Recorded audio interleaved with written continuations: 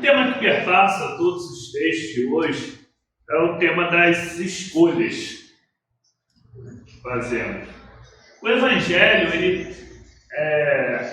esse texto hoje ele causa até muito estranhamento para muita gente.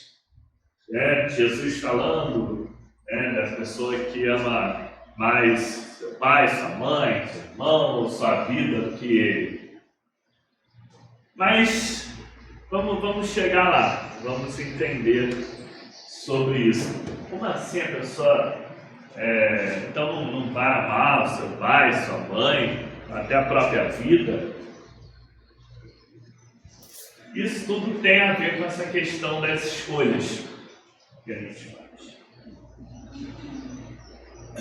Quando a gente vê lá no Antigo Testamento, lá em Deuteronômio, hoje foi falado que era colocado diante de nós, a vida, a morte, e que escolhêssemos a vida, mas estava colocar as opções ali para a gente. O Salmo segue na mesma lógica, Feliz aquele que não se assenta ali com os escarnecedores, com os zombadores, que ouve os conselhos bons. E o texto de Filemon, eu quase todo, é uma carta menorzinha, mas uma carta muito profunda. Nela, o apóstolo Paulo tinha conhecido duas pessoas, que as duas vão vir a se converter. Filemon, romano, seu escravo, uma pessoa importante ali, e o Onésimo, que era um escravo de Filemon, que havia fugido, provavelmente tinha levado algum pertence, alguma coisa nessa fuga, e desde então eles não se viram mais. Ambos vão conhecendo Paulo, ambos se convertem e são chamados à mudança de vida. E Filemon vai se tornando uma pessoa, inclusive, muito considerada, muito benquista, uma pessoa muito boa, uma pessoa que é muito preocupada com os outros. E o apóstolo resolve depois fazer uma ação que pra gente soa só como bonita, mas é uma ação muito drástica naquela época. Ele fala que vai enviar o Onésimo de volta até onde Filemon está. Porém, ele fala que agora que não tem como Filemon ter o Onésimo como um escravo, como alguém escravizado por ele. Que ele começa a reconhecer em Onésimo um irmão, alguém que era, inclusive, como filho, obrigar a fazer isso. Posso, como seu irmão em Cristo, exigir que você haja assim.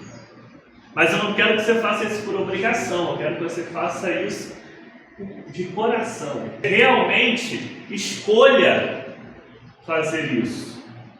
Que você realmente reconheça o Onésimo como seu irmão.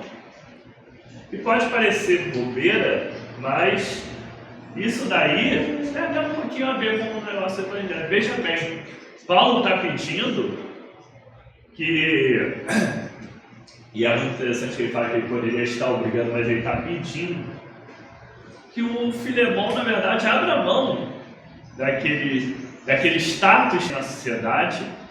Imagina que absurdo, ele é uma pessoa que vem do classe, do outro sermão, que haja por amor da verdade de Cristo. Mesmo que ele, aos olhos, não se prejudique nisso, mesmo que ele tenha qualquer ressentimento do passado, qualquer coisa, ele vai verdadeiramente abrir mão de tudo isso, tudo aquilo que ele cresceu ouvindo e vivendo como se fosse a coisa mais natural.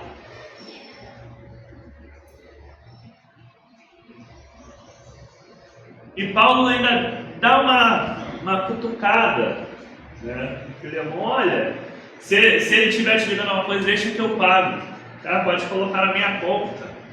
E nem vou lembrar que você me deve a sua vida, mas pode, não tem problema, pode falar de mim. E ele vai recosturando. Ele faz uma brincadeira com o nome do Onésimo, que passa eles um pouco desapercebida para a gente. Onésimo vem da palavra que seria útil, né? Era um nome até comum para pessoas escravizadas. E aí Paulo faz um jogo de palavras ali, que antes, um escravizado, né? Na verdade ele estava sendo inútil, mas agora sim, como irmão, é que ele, como Filemão, reconhecendo nele uma outra pessoa, também amada por Deus, também uma pessoa que partilha a mesma filiação divina. E Paulo vai fazendo essa comparação. Você perdeu ele por um tempo, mas para ganhar ele muito melhor, não como uma pessoa que está submetida a você, mas como um irmão, alguém igual a você. E termina ele falando que ele tem certeza que Filemão vai fazer aquilo que Paulo pede e muito mais até. Ele confia como havia sido a conversão de Filemão. Veja que, na verdade, o apóstolo está exigindo escolhas. Está exigindo que Filemão, pedindo que Filemão faça a escolha certa.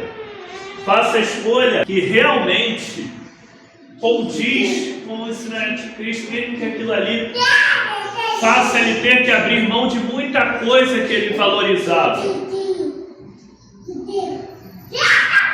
Como no texto do Antigo Testamento, o caminho da vida e da morte. O caminho da comunhão e o caminho como era aquele que ele estava acostumado.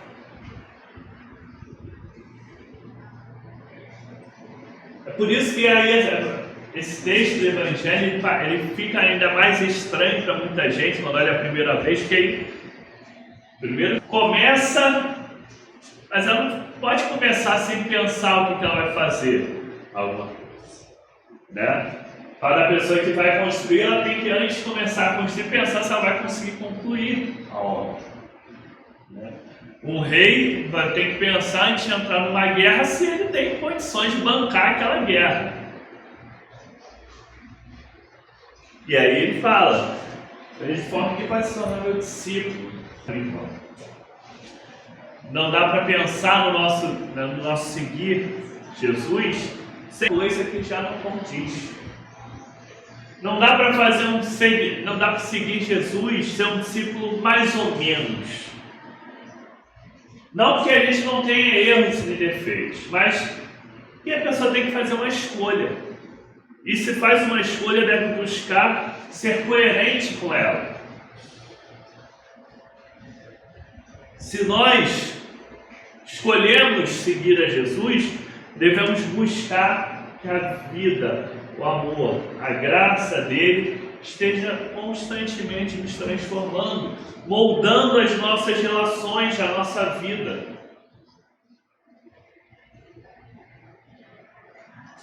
Nós, quando optamos por nascer de novo em Cristo, fazemos uma escolha. E é uma escolha que é ampla. É uma escolha que deve estar iluminando todos os aspectos da nossa vida, inclusive os nossos relacionamentos, as pessoas com quem nós convivemos. Nós começamos a reconhecer bem, criadas por Deus, amadas por Deus, mudar até a relação conosco mesmo. Porque, na verdade, muitos dos problemas são quando nós nos colocamos acima de tudo e de todos. Colocamos as nossas vontades, os nossos desejos acima de qualquer coisa. E, na realidade, quando nos entregamos plenamente à graça de Deus, nós Não estamos deixando de viver essa relação, não estamos deixando de valorizar, mas estamos vivendo os relacionamentos purificados, potencializados, fortalecidos, realmente avivados pelo amor. Que Deus nos abençoe cada vez mais, nos dê discernimento para conseguirmos diariamente estar fazendo as escolhas que agradam a nosso Senhor Jesus Cristo. Amém.